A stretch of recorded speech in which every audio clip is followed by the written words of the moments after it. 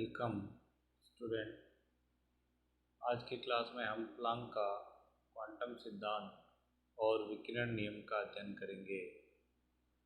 देखिए, कृष्णिका विकिरण वक्र से हमने ये देखा कि आवृत्ति के निम्न व उच्च मानों पर स्पेक्ट्रम में ऊर्जा घनत्व है वह शून्य की ओर अग्रसर या ऑलमोस्ट ज़ीरो होता है।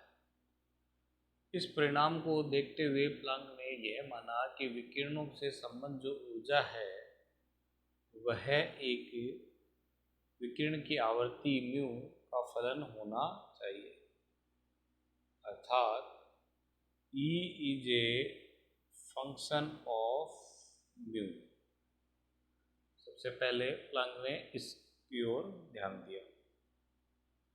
दूसरा, प्लैंक ने यह बताया कि विद्युत चुंबकीय विकिरणों की ऊर्जा का अवशोषण एवं उत्सर्जन जो है वह सतत न होकर कुछ निश्चित विभक्त मानों के रूप में होता है, अर्थात दो संभव ऊर्जाओं के मध्य क्रमागत जो अंतराल है वो फिक्स न होकर सतत न होकर वह विभक्त होता है।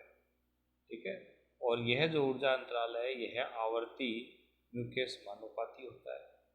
तो delta E is proportional to frequency mu, and ये जो ऊर्जा अंतराल है यही उत्सर्जित विकिरण की क्या होती है, ऊर्जा होती है। तो उस उत्सर्जित विकिरण की जो ऊर्जा है दैट इज ई या delta E is equal to H mu.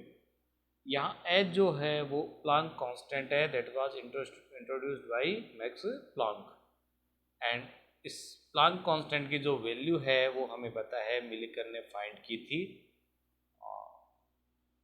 तो प्लैंक कांस्टेंट की जो वैल्यू है that is 6.62 into 10⁻³ joule second.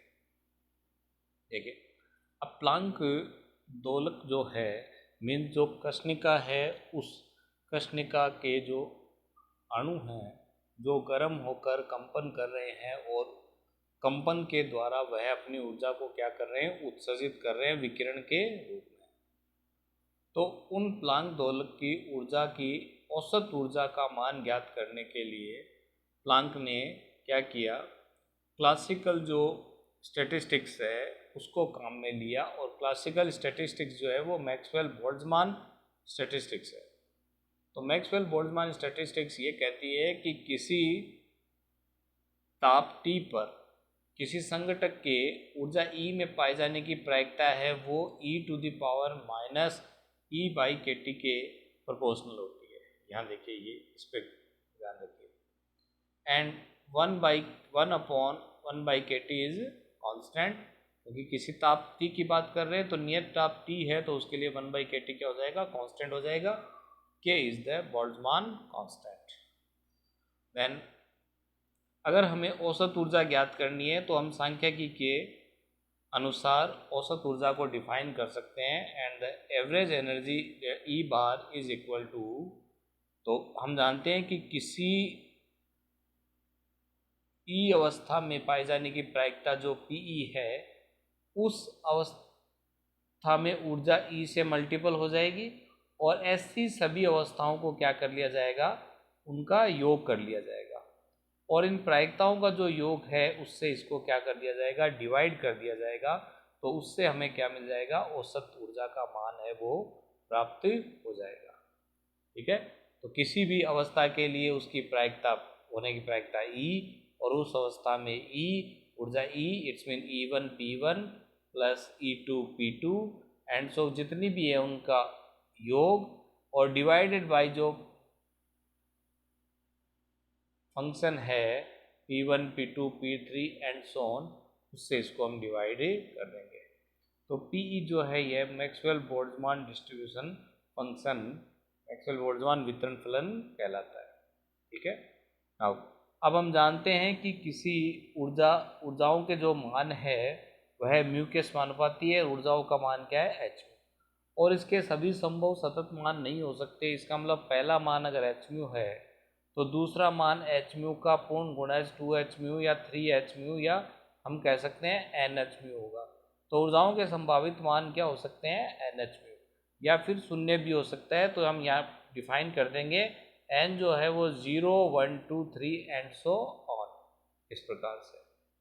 तो देन तो एवरेज एनर्जी का जो फार्मूला है वो ये बन जाएगा n from 0 to infinity summation ऊर्जा NH म्यू इसी अवस्था में, और उसके लिए प्रायिकता या वितरण फलन e⁻⁻ NH mu by KT and divided by summation of e⁻⁻ NH mu by KT। Let h mu by KT को हम क्या करते हैं, x मान लेते हैं। देन यहाँ जो h म्यू था वो कन्वर्ट हो जाएगा किस में, x KT में, and integration of n e⁻⁻NX divided by e⁻⁻NX, यानी h म्यू बाई KT को हमने x से प्रतिस्थापित कर दिया। अब देखिए हम जानते हैं कि नीचे की जो टर्म है वो टर्म हम उसको अगर n की वैल्यू को 0 से लेकर इन्फिनिट तक लिखें तो यह एक गुणोत्तर श्रेणी बनती है, और इस गुणोत्तर श्रेणी का जो योग है वो हम 1/1 माइनस e⁻⁻x से लिख सकते हैं। नेक्स्ट ऊपर की जो टर्म है इस टर्म को देखिए हम क्या लिख सकते हैं, ऊपर की जो टर्म है इस टर्म का हम समेसन ऑफ n e⁻⁻nx को हम लिख सकते हैं d/dx ऑफ, देखिए ये जो टर्म है इस टर्म को हम इस प्रकार लिख सकते हैं -d/dx ऑफ e⁻⁻nx, ठीक है, और उसका समेसन। देन यहाँ समेसन e⁻⁻nx की वैल्यू हम जानते हैं गुणोत्तर श्रेणी का योग ये आया, और इसका जब हमने डिफ्रेंसिएशन किया तो ये प्राप्त हुआ। तो मीन्स जो औसत ऊर्जा में जो ऊपर की टर्म है उसकी वैल्यू हमें ये प्राप्त हुई, और नीचे की जो टर्म है उसकी वैल्यू हमारे पास में दी हुई है, वो हमने ज्ञात कर ली, उसकी वैल्यू ये है 1/e⁻⁻x। तो औसत ऊर्जा के टर्म में ये मान और ये मान हम क्या कर देंगे, समीकरण 5 और 6 से प्रतिस्थापित कर देंगे तो हमें ये वैल्यू प्राप्त होगा। इसको जब सॉल्व किया तो हमारे पास में मान प्राप्त हुआ E bar is equal to x k T upon e⁻+x-1। Then x की जब हम वैल्यू पुट करेंगे तो ये मान प्राप्त हुआ h mu upon e⁻h mu by KT-1। तो ये प्लांक दोलक की क्या हो गई, औसत ऊर्जा हो गई। नेक्स्ट अगला काम हमारा है कुल ऊर्जा ज्ञात करना या ऊर्जा घनत्व ज्ञात करना। अब देखिए यह एक दोलक की ऊर्जा है, यानी दोलक की ऊर्जाओं का क्या है, औसत मान है, तो यानी एक दोलक की ऊर्जा है। तो कितने प्रकार के दोलक है, मीन्स इकाई आयतन में कितने प्रकार के विकिरण की संख्या है, मीन संख्या घनत्व को अगर हम इससे मल्टीप्लाई कर दें तो वो हमारे पास में आ जाएगा ऊर्जा घनत्व, जो कि हमने पहले किया था किसमें, रेले जीन्स के विकिरण नियम को ज्ञात करने के लिए, ठीक है। तो यहाँ देखिए स्पेक्ट्रमी ऊर्जा घनत्व U म्यू डी म्यू आवर्ती के पदों में ज्ञात करने के लिए हम सामान्य सूत्र क्वार्टर में अप्रगामी तरंगों का घनत्व को मल्टीप्लाई कर देंगे क्वार्टर में प्रत्येक अप्रगामी तरंगों की औसत ऊर्जा से, ठीक है। तो देखिए क्वार्टर में अप्रगामी तरंगों का जो घनत्व है ये हमने ज्ञात किया था इससे पीछे वाले रेले जीन्स जो नियम विकिरण नियम को जब हमने प्राप्त किया था उसमें। तो यहाँ हम इसको दोबारा बताने की आवश्यकता नहीं है, आप पीछे वाले टॉपिक को देख के ये अच्छी तरह से समझ सकते हैं। तो क्वार्टर में अप्रगामी तरंगों का जो घनत्व है, यानी क्वार्टर में जो अप्रगामी तरंगें जो बनती हैं उन अप्रगामी तरंगों के जो संख्या घनत्व है वो हमें प्राप्त होता है 8/μ² अपॉन c³ d म्यू। देखिए ये जो संख्या घनत्व है ये म्यू और म्यू प्लस डी म्यू ऊर्जा के जो मध्य जो विकिरण है उन विकिरणों के लिए है, इसीलिए देखिए हम यहाँ इसको u म्यू डी म्यू से रिप्रेजेंट कर रहे हैं और इसको हमने मल्टीप्लाई कर दिया एक औसत ऊर्जा से। तो जब हमने इसको औसत ऊर्जा से मल्टीप्लाई किया तो हमारे पास में जो विकिरण ऊर्जा घनत्व है वो यह प्राप्त हुआ, u mu due mu is equal to 8 pi h mu cube by c cube 1 upon e to the power h mu by के T minus 1 into d mu. Clear? तो यह देखिए जो विकिरण ऊर्जा घनत्व है, यह विकिरण ऊर्जा घनत्व है म्यू व म्यू प्लस डी म्यू परास के विकिरणों के लिए है। कुल ऊर्जा घनत्व ज्ञात करना है तो हम इसका क्या कर देंगे, इंटीग्रेशन कर देंगे। ठीक है, नेक्स्ट, अगर यही सूत्र, ये जो है प्लांक का जो विकिरण नियम है, इसी विकिरण नियम को हमें तरंगदैर्ध्य के पदों में ज्ञात करना हो तो हम आवर्ती म्यू को c बाई लेमडा और डी म्यू को minus c by lambda square D lambda से रिप्लेस कर देंगे तो हमें यह मान प्राप्त हो जाएगा किसके पदों में, तरंगदैर्ध्य लेमडा के पदों में। तो यहाँ u lambda D lambda is equal to 8 pi H C lambda to the power 5 D lambda E to the power H C by lambda के टी माइनस 1। यह समीकरण 8 और 9 जो हैं यह प्लांक के विकिरण नियम कहलाते हैं। चलिए, इसके पश्चात प्लांक का जो विकिरण नियम है, अब हमें चेक करना है कि क्या प्लांक का विकिरण नियम है यह कृष्णिका विकिरण नियम को पूर्णतः परिभाषित करता है, उसकी सफल व्याख्या करता है या नहीं। तो इसके लिए देखिए हम दोनों परिस्थितियों में इस विकिरण नियम को देखते हैं। देखिए, निम्न तरंगदैर्ध्य के लिए हमें पता है कि जो विकिरण नियम है वो कौन सा, वीन का जो विकिरण नियम है वह सही रहता है, और उच्च तरंगदैर्ध्य परास में किसका, रेले जीन्स का जो विकिरण नियम है वह क्या होता है, सही होता है।